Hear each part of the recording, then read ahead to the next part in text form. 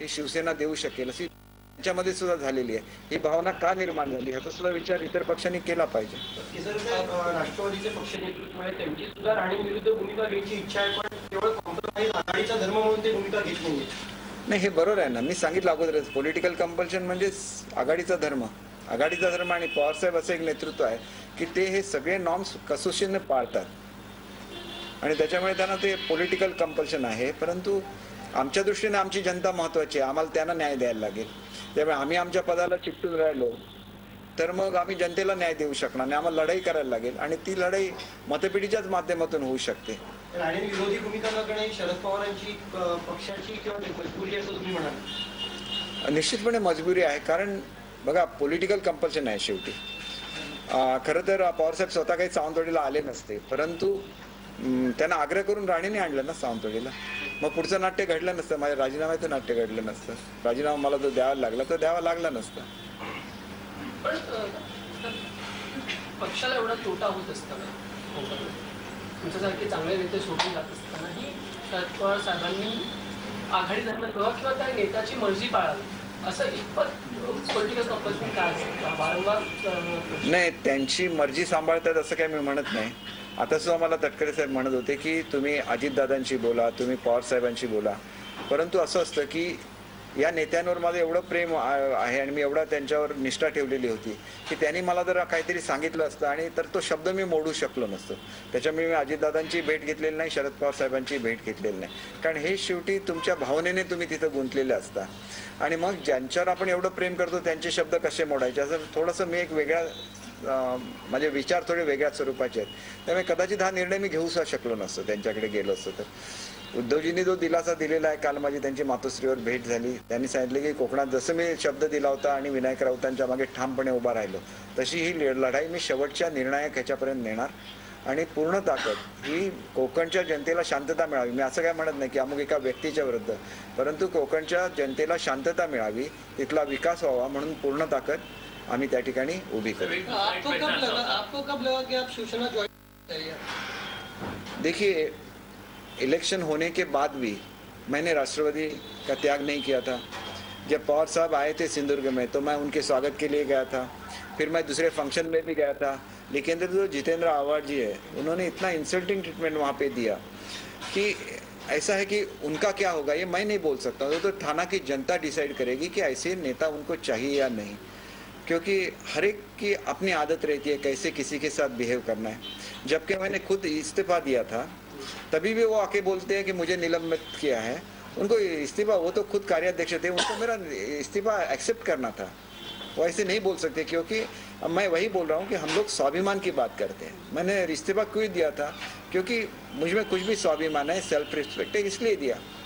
तो उनको ऐसी बात करके वो ऐसा नहीं करना चाहिए, इतना ही मैं सोचता हूँ.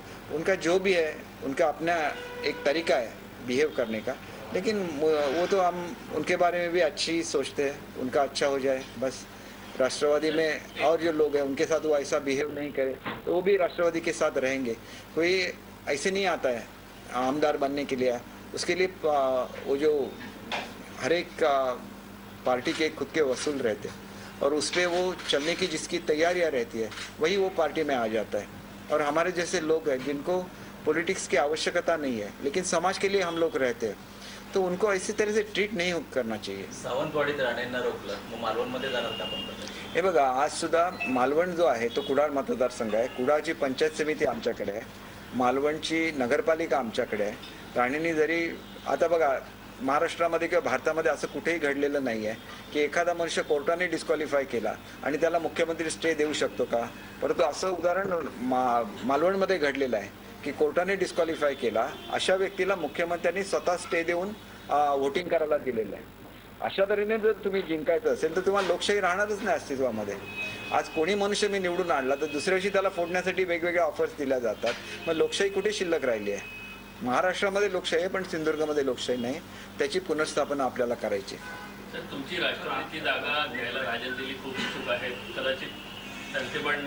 मला बघा, मी आपल्याला असं सांगितलेलं आहे की सावंतवाडी मतदारसंघामध्ये अगदी मी सांगितलं नारायण राणे येऊन लढले तरी चालतील, कारण सावंतवाडीला एक इतिहास आहे. सावंतवाडीला बापूसाहेब महाराज जे होते त्यांचा रामराजा म्हणून उल्लेख हा महात्मा गांधींनी केलेला होता. आणि आम्ही जे सर्व लोक आहोत त्याच्यामध्ये हेच कल्चर आलेलं आहे. बाहेरचा मनुष्य तो त्याला हे कल्चर कळत नाही, परंतु बाहेरचा मनुष्य येऊन ज्या वेळेला असं करण्याचा प्रयत्न करेल, तिथल्या जनतेला विकत घेण्याचा प्रयत्न करेल, त्यावेळेला आपला स्वाभिमान तिथली जनता त्यांना दाखवून दिल्याशिवाय राहणार नाही. दीपक जी, हिंदी में बताइए कि आपने एनसीपी आज क्यों छोड़ने का फैसला किया है? देखिए, ऐसा है कि पार्टी ने भी मुझे बोला था कि आप कोई भी अगर डिसीजन लेंगे तो उससे पहले हमसे आप तो मैंने वो चर्चा की है. लेकिन जब मैं यहाँ आ रहा था तो मैंने मेरे जो सब प्रमुख कार्यकर्ता है उनका एक मीटिंग बुलाया था. मैं साई भक्त भी हूँ, तो कल गुरु पूर्णिमा थी, तो गुरु पूर्णिमा में मैं जब चलते हुए जाता हूँ, एक साई मंदिर है जो 12 किलोमीटर पे है, तो वहाँ पे मैंने हमारे सब जो प्रमुख कार्यकर्ता है, जिसमें जिला परिषद सदस्य है, पंचायत समिति सदस्य है, नगर पालिका के सदस्य है, सरपंच है, तो उनको मैंने पूछा था कि मैं क्या निर्णय ले लूँ इसके बारे में. तो उनका कहना ऐसा है कि जिस तरह से आपको किया गया है तो आप यहाँ मत रुकिए. और उनका ये भी कहना था कि आप सेना ज्वाइन कीजिए. लेकिन मैं ये डिसीजन नहीं ले सकता था जब तक मैं तटकरे जी से बात नहीं कर सकता था. और उनका मेरे बहुत अच्छे संबंध है उनके साथ. वो ऐसे भी चाहते थे अगर आप इससे बाहर ही निकलना चाहते हैं रानी की वजह से, तो आप अपक्ष खड़े हो जाइए, हम आपको सपोर्ट करेंगे. लेकिन वो भी निर्णय नहीं ले सकता क्योंकि हमारे कार्यकर्ता ने बोला है कि अपक्ष नहीं रहता. नहीं तो उद्धव जी ने भी ऑफर दिया था कि आप अपक्ष भी रहेंगे तो हम सपोर्ट करेंगे, उन्होंने जाहिर भी किया था. लेकिन ये उनका बड़प्पन है. कोई तो पॉलिटिकल पार्टी ऐसा होना चाहिए जो राणे से लड़ सकता है, और मेरा इसी सोच है कि सेना ये कर सकती है. एक महत्वाचा विषय आहे की एकीकडे तुम्ही म्हणतात की एनसीपीने सांगितलं की तुम्ही अपक्ष लढा, आम्ही तुम्हाला सपोर्ट करायला तयार आहोत, पण दुसरीकडे तुम्ही असंही देखील म्हणतात की आघाडीचा धर्म पाळण्यासाठी शरद पवार राणेंच्या विरोधात भूमिका घेऊ शकतात. नाही, आता हे त्यांना कितपत शक्य आहे मला माहिती नाही, परंतु ज्यावेळेला बोलणं झालं त्यांचं म्हणणं होतं एक तर तुम्ही दुसऱ्या पक्षात जाऊ नका, तुम्ही अपक्ष राहा. इथपर्यंत ठीक आहे. आता ते योग्य अयोग्य नाही, पण आम्ही काय त्याच्यावर निर्णय दिलेला नाही की आम्ही त्याच्यावर बोलणी नाही केली. कारण आमच्या जे माझे सहकारी आहेत त्यांनी सांगितलं की तुम्ही आता अपक्ष राहायचं नाही, आपल्याला जो काही निर्णय घ्यायचा आहे तुम्ही कुठल्याही पक्षात जा, परंतु तुम्ही तुमचा निर्णय घ्या. जसं मगाशी म्हटलं की नगर परिषद आणि पंचायत समित्या तुमच्या ताब्यात आहे, तुमच्या शिवसेनेत जाण्यावर तिकडच्या स्थानिक राजकारणावर किती फरक पडेल, पंचायत समितीमधले किती लोक तुमच्यासोबत येतात, तिकडची समीकरणं बदलतील? मी तुम्हाला एक गोष्ट सांगतो, राष्ट्रवादीमध्ये माझे जे सहकारी आहेत सगळेच यायला तयार आहेत. आता टेक्निकल डिफिकल्टी ज्यांची असेल त्यांना काय आम्ही कंपल्शन नाही करणार, कारण त्यांची पदं जाऊ शकतात, बरोबर आहे ना. परंतु ते मनाने आमच्यावर आहेत. जी लोक येऊ शकतात टेक्निकली ती लोक सरळ सरळ येणार.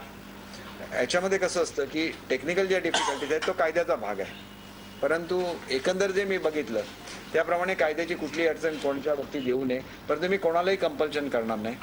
माझं तत्व म्हणून मी हा निर्णय घेतलेला आहे. हा निर्णय घेण्यापूर्वी माझ्या सर्व सहकारी जे असतील त्यांच्याशी चर्चा केलेली आहे आणि त्यांनी सांगितलं की जिथं शक्य आहे तिथं आम्ही तुमच्याबरोबर प्रवेश करणार. ज्यांना टेक्निकल अडचणीमुळे प्रवेश करणं शक्य नाही ते सपोर्ट डिक्लेअर करणार. अर्थ शेवटी एकच आहे की आपल्याला ही लढाई लढवायची आणि ती लढाई आम्ही लढवणार आहोत आणि ती दहशतवादाच्या विरोधात असलेली लढाई आहे आणि ही लढाई आम्हाला जिंकणं आवश्यक आहे. उद्या मला जर किती प्रेम असेल, मी जिंकल्यानंतर राजीनामा दिला तरी चालेल, पण आज तुम्ही लढवलं पाहिजे हा कार्यकर्त्यांचा आग्रह आहे आणि तेवढ्यासाठी मी लढवलं. नाही तर मी एक सामाजिक कार्यकर्ता आहे, मला वाटलं होतं की माझं कार्य पूर्ण झालं आहे. आम्ही दहशतवादाच्या विरोधात एक वातावरण महाराष्ट्रामध्ये तयार केलं आणि आपलं कार्य पूर्ण झालं आहे, परंतु ही लढाई शेवटपर्यंत नेली पाहिजे म्हणून आज मी हा निर्णय घेतलेला आहे.